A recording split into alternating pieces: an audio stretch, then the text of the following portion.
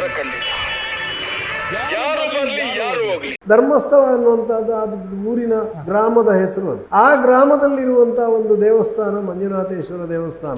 ನನ್ನ ಹಿರಿಯರು ಅಲ್ಲಿ ಹಲವಾರು ತಲೆಮಾರುಗಳಿಂದ ಅರ್ಚಕರಾಗಿದ್ದವರು. ನನ್ನ ಸೋದರ ಮಾವ ಈಗಿನ ವೀರೇಂದ್ರ ಹೆಗ್ಗಡೆಯವರಿಗೆ ಪಟ್ಟಾಭಿಷೇಕವನ್ನು ಮಾಡಿಸಿದವರು. ನೋಡಿ, ಆಡಳಿತ ಇದ್ದದ್ದು ಹಿಂದೆ ನಟ್ಟೋಜಿರಾವ್ ಅನ್ನುವಂತಹ ಕುಟುಂಬದಲ್ಲಿ. ಏನಾದ್ರೂ ಮಾಡಿ ಈ ದೇವಸ್ಥಾನವನ್ನು ಒಳಗೆ ಹಾಕಬೇಕು ಅನ್ನುವಂತ ಪ್ರಮೇಯ ಬಂದಾಗ ಹೊಟ್ಟೆ ಉಬ್ಬರಿಸಿ ಹೊಟ್ಟೆ ಒಡೆದು ಸಾಯುವ ರೀತಿಯಂತಹ ಆಹಾರವನ್ನ ಕೊಟ್ಟು ಅವರನ್ನು ಕೊಂದದ್ದು. ಈ ಬ್ರಾಹ್ಮಣನನ್ನು ಕೊಂದ ನಂತರ ಮಂಜುನಾಥ ದೇವರಿಗಾಗ್ಲಿ ಅಥವಾ ಯಾವುದೇ ದೇವರಿಗೆ ಹಾಕುವ ನೈವೇದ್ಯ ಅಡಿಗೆ ಕೋಣೆಯಿಂದ ದೇವರ ಗುಂಡದ ಒಳಗೆ ಕೊಂಡೋಗುವಾಗ ಯಾವುದಾದ್ರೂ ಒಂದು ರೀತಿಯಲ್ಲಿ ಅದು ಮೈಲಿಗೆ ಆಗ್ತಾ ಇದೆ. ಯಾರೂ ಕೂಡ ಯಾರ ತಪ್ಪನ್ನು ಗುರುತಿಸುವಾಗ್ಲಿ ಪರಿಚಯಿಸುವಾಗ್ಲಿ ಹೇಳುವುದಾಗ್ಲಿ ಅಂತವ ಬದುಕಿಯೇ ಇರಬಾರದು ಅನ್ನುವಂತ ಅಟಿಟ್ಯೂಡ್ ನ ಆಡಳಿತ ಧರ್ಮಸ್ಥಳದಲ್ಲಿ ಇರುವುದರಿಂದಾಗಿ ಎಲ್ಲಾ ಅನಾಹುತಗಳು ನಡೆಯುವಂತದ್ದು. ಸರ್, ಮೊದಲನೇದಾಗಿ ನಮ್ಮ ಚಾನಲ್ಗೆ ಸ್ವಾಗತ. ಈ ಸೌಜನ್ಯ ಪ್ರಕರಣಗಳ ಬಗ್ಗೆ ವಿಡಿಯೋಸ್ಗಳನ್ನು ಮಾಡಿದ್ವಿ. ಸೊ ಅದಾದ ನಂತರ ಈಗ ಅಲ್ಲಿ ನಡೆದಿರುವಂಥ ಅಸಹಜ ಸಾವುಗಳ ಬಗ್ಗೆ ವಿಡಿಯೋಸ್ಗಳು ಮಾಡಬೇಕು ಅಂತ ದಾಖಲೆಗಳನ್ನು ಕಲೆಕ್ಟ್ ಮಾಡ್ಕೊಡ್ತೀವಿ. ಸೊ ಧರ್ಮಸ್ಥಳದಲ್ಲಿ ಮತ್ತು ಅದಕ್ಕೆ ಸಂಬಂಧಪಟ್ಟವ್ರ ಹತ್ರ ನಾವೆಲ್ಲ ಮಾತನಾಡಿಸ್ತೀವಿ. ನೀವು ಅಲ್ಲಿ ಹತ್ತಿರದಲ್ಲೇ ಇದ್ದಿದ್ದರಿಂದ ಮತ್ತು ಅವರ ಕಥೆಗಳನ್ನು ಕೇಳಿದ್ದರಿಂದ ಸೊ ಈ ಇತಿಹಾಸನ ಸ್ವಲ್ಪ ತಿಳ್ಕೊಳ್ಬೋದಾ ಧರ್ಮಸ್ಥಳದಲ್ಲಿ? ನೋಡಿ, ನಾನು ಧರ್ಮಸ್ಥಳ ಹೈಸ್ಕೂಲ್ನಲ್ಲಿ 6 ಮತ್ತು 7ನೇ ಕ್ಲಾಸ್, ಪ್ರೈಮರಿ ಸ್ಕೂಲ್ನಲ್ಲಿ 6 ಮತ್ತು 7ನೇ ಕ್ಲಾಸ್ ಕಲ್ತವ, ವಿದ್ಯಾಭ್ಯಾಸ ಕಲ್ತವ. PUC ಶ್ರೀ ಧರ್ಮಸ್ಥಳ ಮಂಜುನಾಥೇಶ್ವರ ಕಾಲೇಜ್ನಲ್ಲಿ ಕಲಿತವ. ಡಿಗ್ರಿ SDM ಕಾಲೇಜ್ನಲ್ಲೇ ಮಾಡಿದವ. ನಮ್ಮ ಟೀನೇಜಿನ ಕಾಲ. ಆಗಿನಿಂದಲೇ ನಮಗೆ ಧರ್ಮಸ್ಥಳದ ವಿರುದ್ಧ ಇಡೀ ಜಿಲ್ಲೆಯಲ್ಲಿ ಯಾವುದೇ ಒಂದು ಚಳವಳಿ ಮುಷ್ಕರ ಇಲ್ಲದೇ ಇದ್ದಂಥ ಒಂದು ಕಾಲೇಜ್ ಅಂದರೆ ಧರ್ಮಸ್ಥಳ ಕಾಲೇಜು. ಆ ರೀತಿ ಆಗಿತ್ತು. ಧರ್ಮಸ್ಥಳ ಕಾಲೇಜಿಗೆ ಬರುವಂಥ ವಿದ್ಯಾರ್ಥಿಗಳನ್ನು ಧರ್ಮಸ್ಥಳದಿಂದ ಬರುವವರು, ಉಜಿರೆಯಿಂದ ಬರುವವರು, ಇವರನ್ನೆಲ್ಲ ಗಾಂಧಿಗಳು ಅಂತ ಹೇಳ್ತಾ ಇದ್ರು.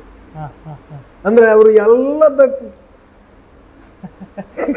ಕಣ್ಣಿಗೆ ಕಾಣುವುದಿಲ್ಲ, ಕಿವಿಗೆ ಕೇಳುವುದಿಲ್ಲ, ಬಾಯಿಯಲ್ಲಿ ಮಾತನಾಡುವುದಿಲ್ಲ ಅನ್ನುವ ರೀತಿಯಲ್ಲಿ, ಹೌದಾ ಬಸವ ಹೌದು ಅಂತ ಹೇಳುವ ರೀತಿಯಲ್ಲಿ ಇದ್ದವರು. ಸ್ವಲ್ಪ ಅಗ್ರೆಸಿವ್ ಆಗಿ ಏನೇ ಸಮಸ್ಯೆ ಬಂದರೂ ಮಾತನಾಡಿಸ್ಬೇಕಾದ್ರೆ ಕಾಲೇಜಿನ ವಿದ್ಯಾರ್ಥಿಗಳು ಧರ್ಮಸ್ಥಳದವರಿಗೆ ಏನಾದರೂ ಮಾತನಾಡಿಸ್ಬೇಕು ಅಂತಿದ್ರು ಕೂಡ ಬೆಳ್ತಂಗಡಿ, ಪೂಂಜಾಲಕಟ್ಟೆ, ವೇಣೂರು ಈ ಸೈಡಿಂದ ಬರುವವರ ಹತ್ರ ಮಾತನಾಡಿಸ್ತಾ ಇದ್ರು. ಆದ್ರಿಂದ ಅಲ್ಲಿ ಪ್ರಶ್ನೆ ಕೇಳುವವರೆಲ್ಲ ಸ್ವಲ್ಪ ಆ ಕಡೆಯವರು, ಬೆಳ್ತಂಗಡಿ ಕಡೆಯವರು, ಈ ಕಡೆಯವರು ಮಾತನಾಡದೇ ಇರುವ ಗಾಂಧಿಗಳು ಅನ್ನುವ ರೀತಿಯ ಬೆಳವಣಿಗೆ ಇತ್ತು. ನಾನು ಸೆಕೆಂಡ್ ಇಯರ್ BScಯಲ್ಲಿರುವಾಗ ನಾನು NCCಯಲ್ಲಿದ್ದೆ. NCCಯ ಒಬ್ಬ ವಿದ್ಯಾರ್ಥಿಯನ್ನು ಹೊಸ ಕಟ್ಟಡದ ಬಿಲ್ಡಿಂಗ್ ಕನ್ಸ್ಟ್ರಕ್ಷನ್ ಆಗ್ತಾ ಇತ್ತು. SDM ಕಾಲೇಜ್ ಈಗ ಏನಿದೆಯೋ ಅದರ ಕಟ್ಟಡದ ಕನ್ಸ್ಟ್ರಕ್ಷನ್ ಆಗ್ತಾ ಇತ್ತು. ಇದು 1970ರಲ್ಲಿ. ಈ ಕನ್ಸ್ಟ್ರಕ್ಷನ್ ಆಗ್ತಾ ಇರುವಾಗ ಮಳೆ ಬಂದರೆ ಬಿಲ್ಡಿಂಗಿನ ಒಳಗೆ ಹೋಗಿ ಕ್ಲಾಸಸ್ ತಗೊಳ್ತಾ ಇದ್ರು. ಇಲ್ಲದೆ ಇದ್ರೆ ಡ್ರಿಲ್ಸ್ ಆಗ್ತಾ ಇತ್ತು ಗ್ರೌಂಡ್ನಲ್ಲಿ. ಈ ಮಳೆ ಬಂತು ಅಂತೇಳಿ ಕ್ಲಾಸ್ನ ಒಳಗೆ ಹೋಗುವಾಗ ಯಾರೋ ಒಬ್ಬ ವಿದ್ಯಾರ್ಥಿ ಒಂದು ಸ್ವಿಚ್ ಬೋರ್ಡನ್ನು ಮುಟ್ಟಿದ ಅಂತ ಹೇಳಿ ಬಿಲ್ಡಿಂಗಿನ ಸೂಪರ್ವೈಸರ್ ನೋಡ್ಕೊಳ್ತಾ ಇದ್ದವ ಹಿಂದಿನ ಅಲ್ಲಿಯ ಯಜಮಾನರ ಡ್ರೈವರ್ ಆಗಿದ್ದವ ನಾರಾಯಣ ಕಾಮತ್ ಅನ್ನುವ ಅವನ ಡ್ರೆಸ್ ಎಲ್ಲ ತೆಗೆಸಿ ಅವನ ಮೇಲೆ ಅಸಾಲ್ಟ್ ಮಾಡಿದ, ವಿದ್ಯಾರ್ಥಿಯ ಮೇಲೆ. ಇದು ನಮಗೆ ಸಿಟ್ಟು ಬಂತು. ನಾನು NCCಯ ಒಂದು ಮುಖ್ಯ ಜವಾಬ್ದಾರಿಯಲ್ಲಿದ್ದೆ. NCCಯವರು ನಾವೆಲ್ಲ ಸೇರಿ ಮುಂದಿನ ಶನಿವಾರದ ಮೊದಲು NCCಯ ಕಾಯ್ ಕಮಾಂಡರ್ಸ್ ಬ್ಯಾಂಗ್ಳೂರಿಂದ ಅಧಿಕಾರಿಗಳೆಲ್ಲ ಬಂದು ತನಿಖೆ ಮಾಡದೇ ಇದ್ದರೆ ನಾವು NCCಯೇ ಬೇಡ ನಮಗೆ ಅಂತ ಶನಿವಾರದ NCC ಕ್ಲಾಸನ್ನೇ ಬಂದ್ ಮಾಡಿದ್ದೇವೆ. ಇದು SDM ಕಾಲೇಜ್ನಲ್ಲಿ ನಡೆದ ಪ್ರಪ್ರಥಮ ಚಳವಳಿ. ವಿರುದ್ಧವಾಗಿ, ಅವರ ವಿರುದ್ಧ ಅನ್ನೋದಕ್ಕಿಂತ ಅನ್ಯಾಯದ ವಿರುದ್ಧವಾಗಿ, ಅನ್ಯಾಯದ ವಿರುದ್ಧ. ಅವರ ನಾವು ಯಾರನ್ನು ಮ್ಯಾನೇಜ್ಮೆಂಟ್ ಅನ್ನು ತನಿಖೆ ಮಾಡಿ ಅಂತ ಕೇಳಿದ್ದು.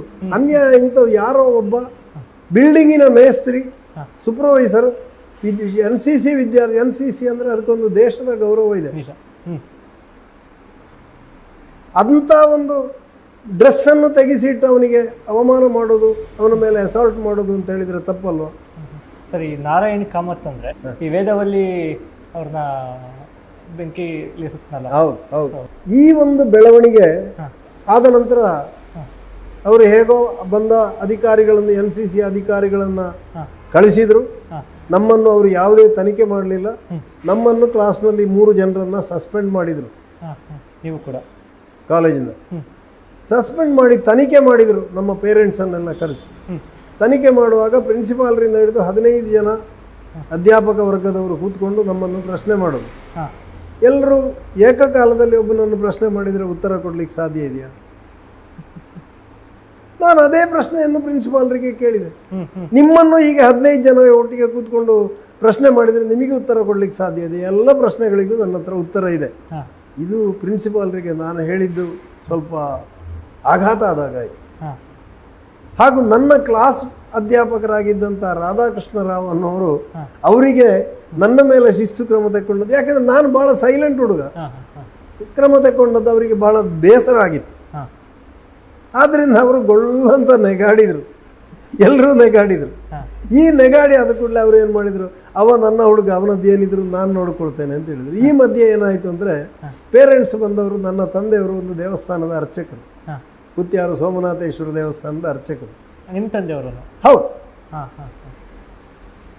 ನನಗೆ ದೇವಸ್ಥಾನಕ್ಕೆ ಪೂಜೆಗೆ ಹೊತ್ತಾಯಿತು. ಅವನ ಹಣೆ ಬರಹದಲ್ಲಿ ವಿದ್ಯಾಭ್ಯಾಸ ಕಲಿಯುವ ಯೋಗ್ಯತೆ ಇದ್ದರೆ ಕಲಿತಾನೆ, ಇಲ್ಲ ಇದ್ರೆ ಬಿಡ್ತಾನೆ, ನಿಮಗೆ ಏನು ಬೇಕೋ ಅದನ್ನು ಮಾಡಿ ಅಂತ ಹೇಳಿ ಇವರ ಈ ತನಿಖೆಯ ಪ್ರಹಸನದ ಬಗ್ಗೆ ಒಂದಷ್ಟು ಬೇಸರ ವ್ಯಕ್ತಪಡಿಸಿ ಅವರು ಸೀದಾ ಎದ್ಕೊಂಡು ಹೋದರು. ಇದು ನಮ್ಮ ಕ್ಲಾಸ್ ಮಾಸ್ಟರ್ ಏನು ಹೇಳಿದರು, ಅವನನ್ನು ಏನಿದ್ರು ನಾನು ನೋಡ್ಕೊಳ್ತೇನೆ, ಅವನ ವಿಷಯ ನನಗೆ ಬಿಟ್ಟು ಬಿಡಿ ಅಂತ ಕ್ಲಾಸ್ ಮಾಸ್ಟರ್ ನನ್ನನ್ನು ಕರ್ಕೊಂಡು ಹೋದರು. ಈ ರೀತಿಯ ಒಬ್ಬರನ್ನು ಬೆದರಿಸುವ ರೀತಿಯ ವಿಧಾನ ಒಂದು ಶಿಕ್ಷಣ ಸಂಸ್ಥೆಯಲ್ಲೇ ಅಲ್ಲಿ ಇದೆ ಅಂತ ಆದರೆ ಸಾಮಾನ್ಯ ಕೂಲಿ ಕಾರ್ಮಿಕರ ಬಗ್ಗೆ ಹೇಗಿದ್ದೀತು, ಅವಿದ್ಯಾವಂತ ಹಳ್ಳಿಯ ರೈತರು ಕೃಷಿಕರ ಬಗ್ಗೆ ಹೇಗಿದ್ದೀತು, ಇದೆಲ್ಲ ಎಲ್ರಿಗೂ ಗೊತ್ತಿದೆ. ಆದರೆ ಯಾರೂ ಗೊತ್ತಿಲ್ಲದವರ ಹಾಗೆ ಇದ್ದಾರೆ. ಅದು ಆ ಊರಿನ ಲಕ್ಷಣ. ಭಯ ಅಂತ ನಾನು ಹೇಳೋದಿಲ್ಲ, ಭಕ್ತಿ ಅಂತ ಸಹ ಹೇಳೋದಿಲ್ಲ. ಅದನ್ನು ಬದುಕುವುದ ದಾರಿ, ಸಂದರ್ಭ ಸಾಧಕತನ, ಅದರಲ್ಲಿ ಬೇರೆಯೂ ಕೆಲವರು ಇದ್ದಾರೆ. ಏನು ಈ ಘಟನೆಗಳನ್ನೆಲ್ಲ ಹೌದೌದು ಅಂತ ಇದರ ಒಟ್ಟಿಗೆ ಇದ್ದುಕೊಂಡು ಆಚೆ ಹೋಗಿ ಚಾಡಿ ಹೇಳುವವರು ಇದ್ದಾರೆ. ಇದೆಲ್ಲ ನಮಗೆ ಆಮೇಲೆ ಕೂತ್ಕೊಂಡು ಅದನ್ನು ಚಿಂತನೆ ಮಾಡುವಾಗ ಗೊತ್ತಾದದ್ದೇ ಹೊರತು ಆವಾಗ ನಮ್ಮ ಗಮನಕ್ಕೆ ಇದೆಲ್ಲ ಬರ್ತಾ ಇರಲಿಲ್ಲ. ನಾವೊಂದು ಜೋಶ್ನಲ್ಲಿದ್ದೆವು. ಇದು ಅಲ್ಲಿನ ಸ್ಥಿತಿಗತಿ. ಅಲ್ಲಿಗೆ ನಾನು ಫಸ್ಟ್ ರಿವೋಲ್ಟ್ ಆದಂಥ ಪರಿಸ್ಥಿತಿ. ಸರ್, ಇದು ಯಾವ ಇಸ್ವಿ? ಇದು 1970 ಡಿಸೆಂಬರ್ನ ಅಂದಾಜು. ಓಕೆ. ಈಗ ಅದಕ್ಕಿಂತ ಹಿಂದೆ ಇವ್ರದ್ದು ಇತಿಹಾಸ ಏನು? ಆಗ್ಲೂ ಈ ರೀತಿ ದಬ್ಬಾಳಿಕೆ ಇರ್ತಿತ್ತ? ಅದಕ್ಕೂ ಹಿಂದೆ ಅನ್ನೋದಕ್ಕಿಂತ ಹೇಗೆ ಎಲ್ಲವೂ ಇರ್ತಿತ್ತು. ನೀವು ಯಾವ ಹಿಂದಿನ ದಬ್ಬಾಳಿಕೆಗಳ ಬಗ್ಗೆ ಎಲ್ಲಿಯಾದರೂ ಚರಿತ್ರೆಯಲ್ಲಿ ದಾಖಲಾಗಿದೆಯಾ? ಇಲ್ಲ. ಅಂತೆಕಂತೆಗಳಿಂದಲೇ ಹಿರಿಯರಿಂದ ಕೇಳಿ ಇದು ಒಬ್ಬರ ಕಿವಿಯಿಂದ ಒಬ್ಬರ ಕಿವಿಗೆ ಹೋಗಿ ನಾವು ಅವರ ಎದುರು ಏನಾದರೂ ಮಾಡಿದರೆ ಅದು ಕಷ್ಟ, ನಮಗೆ ಬದುಕಲಿಕ್ಕೆ ಕಷ್ಟ ಅಂತೇಳಿ ಪ್ರತಿಯೊಬ್ಬರು ಬದುಕುವ ದಾರಿಯಲ್ಲಿ ನೋಡ್ತಾ ಇದ್ರು ಹೊರತು ಒಂದು ಆವಾಗ ಈ ರೀತಿ ಹೆಣ ಸಿಕ್ಕಿದ್ದ ನೇತ್ರಾವತಿಯಲ್ಲಿ ಮತ್ತೊಂದು ಇನ್ನೊಂದು ಯಾವುದು ಸುದ್ದಿಯೂ ಕೂಡ ಆಗ್ತಾ ಇರಲಿಲ್ಲ.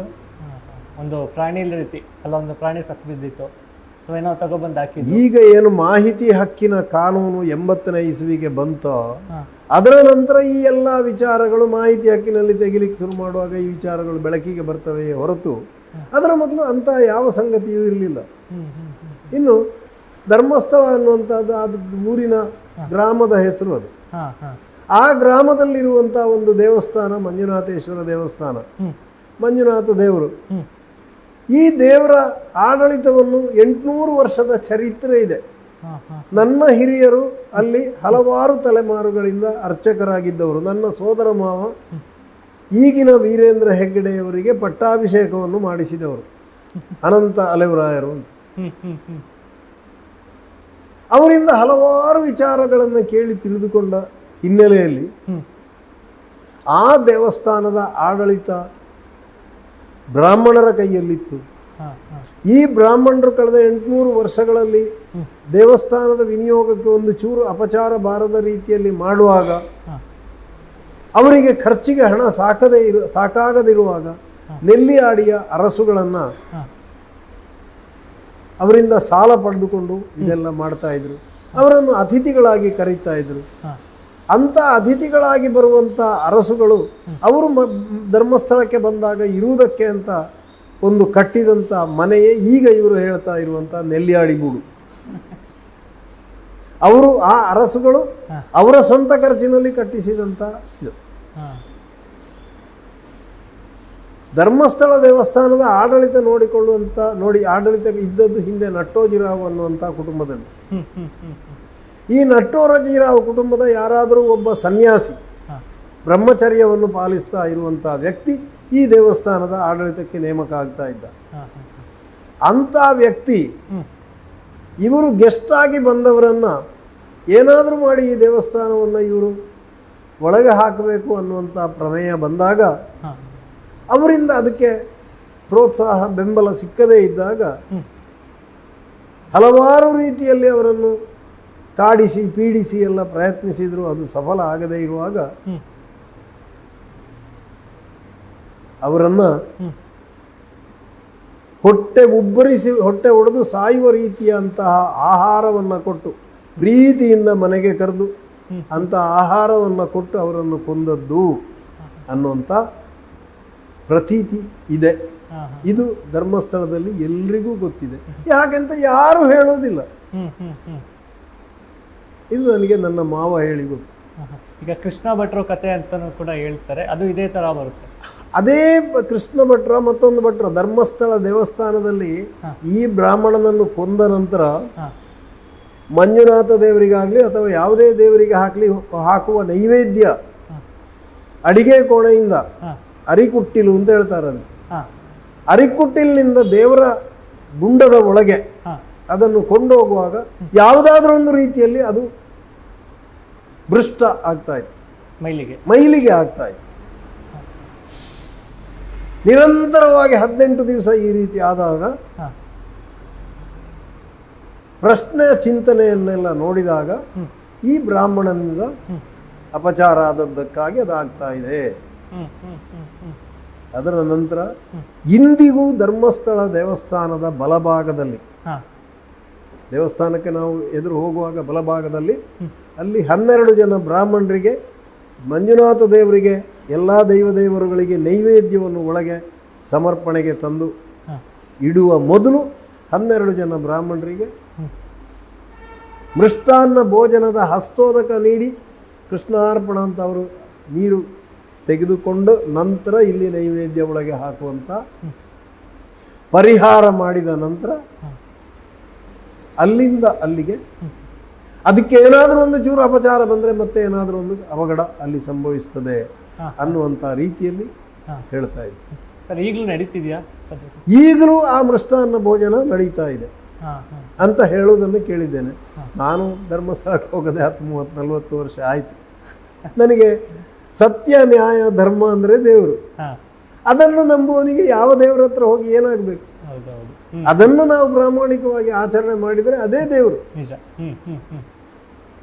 ಅದನ್ನು ಪ್ರಾಮಾಣಿಕವಾಗಿ ಆಚರಣೆ ಮಾಡ್ತೇನೆ. ಈಗ ನಾನು ನಿಮ್ಮ ಹತ್ರ ಒಂದು ಮಾತನಾಡುವಾಗ ಅಥವಾ ನಿಮಗೆ ಒಂದು ಬೇಡದ ಮಾತು ಹೇಳಿದರೆ ಅದನ್ನು ಅದಕ್ಕೆ ಸಮಜಾಯಿಸಲಿಕ್ಕೆ ಇನ್ನೊಂದೆಲ್ಲ ಹೇಳುವ ಬದಲು ಸಾರಿ ನನ್ನಿಂದ ಮಿಸ್ಟೇಕ್ ಆಯಿತು, ಅದರಷ್ಟು ಬೆಸ್ಟ್ ಸೊಲ್ಯೂಷನ್ ಬೇರೆ ಇಲ್ಲ.